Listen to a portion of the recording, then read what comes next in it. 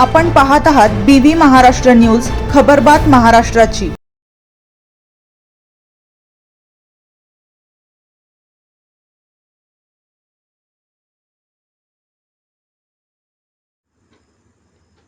चोरचावडी धबधब्यात पर्यटनासाठी आलेला चांदवड तालुक्यातील तरुण बुडाला, प्रशासनाकडून शोध सुरू।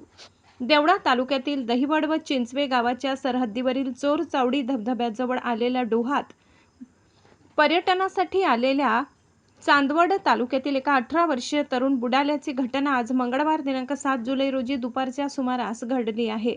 सदर घटनेमुळे पुन्हा एकदा चोरचावडी परिसरातील पर्यटकांच्या सुरक्षेचा प्रश्न ऐरणीवर आलाय।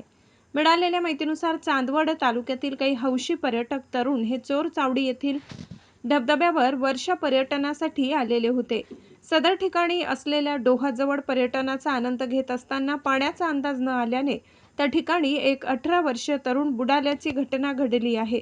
सदर घटनेबाबत त्याच्याबरोबर असलेल्या तरुणांनी पोलिसांना कळविले असता देवळा पोलीस स्टेशनचे पोलीस निरीक्षक सार्थक नेहते, एपीआय नंदा पाटील, पोलीस हवालदार राहुल सिरसाट, नितीन बारहाते, पोलीस शिपाई थविल यांच्यासह चिंचवे येथील बजरंग ॲम्ब्युलन्सचे संचालक गणेश पवार तसेच चांदवड तालुक्यात पोलीस स्टेशनचे वाघ साहेब व त्यांची टीम शोध कार्य राबविण्यासाठी हजर झाली आहे।